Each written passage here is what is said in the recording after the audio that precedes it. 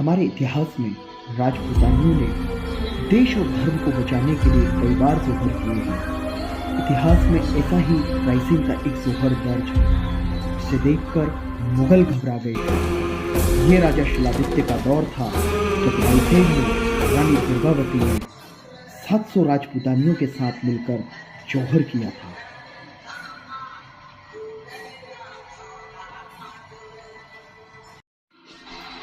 इतिहास के पन्नों पर दर्ज रायसेन किले के इस जौहर को आज 6 मई को 491 साल पूरे हो गए हैं। जी हाँ, यह बात 6 मई 1532 की है, जब रायसेन किले पर राजा शिलादित्य की पत्नी दुर्गावती ने सुल्तान बहादुर शाह के सामने झुकने के बजाय लड़ने की बात कही थी और खुद सहित 700 राजपूतानियों के साथ जौहर कर लिया था, लेकिन मुगलों के सामने घुटने नहीं टेके थे।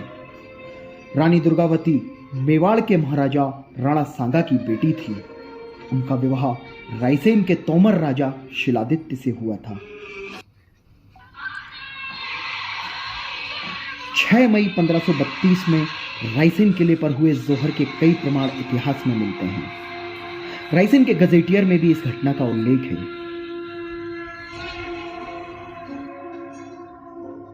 सन 1531 में एक संयुक्त अभियान में गुजरात के सुल्तान बहादुर शाह, मेवाड़ के राणा सांगा और रायसेन की शिलादित्य की सेना ने मालवा में बहुत से इलाकों को जीत लिया था। तब हुए समझौते के मुताबिक शिलादित्य को उज्जैन और सारंगपुर के सूबे मिलना थे, लेकिन बहादुर शाह की नीयत बदल गई और उसे लगा कि शिलादित्य की ताकत इससे और बढ़ जाएगी और उसने शिलादित्य को रायसेन किले को खाली करने और वापस बरोड़ा जाने को कह दिया।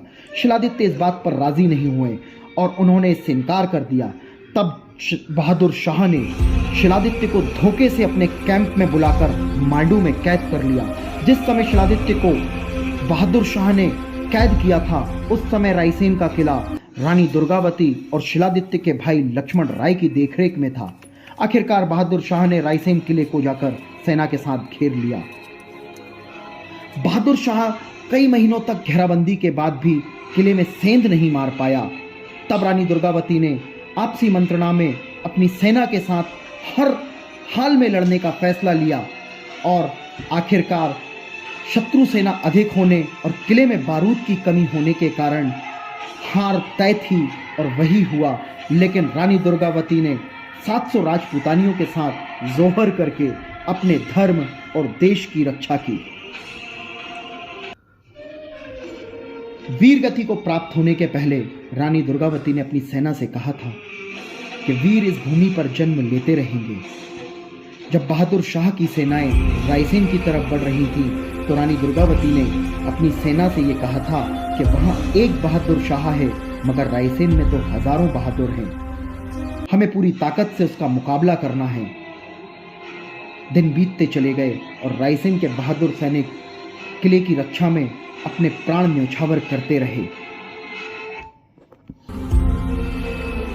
जौहर के समय शिलादित्य का बेटा भूपति राय एक युद्ध अभियान पर गया था। जब उसे रायसेन में हुई इस घटना की जानकारी मिली तो वह लौटा और बहादुर शाह के सामंत को मार गिराया और रायसेन किले पर फिर से राजपूतों का अधिकार हो गया।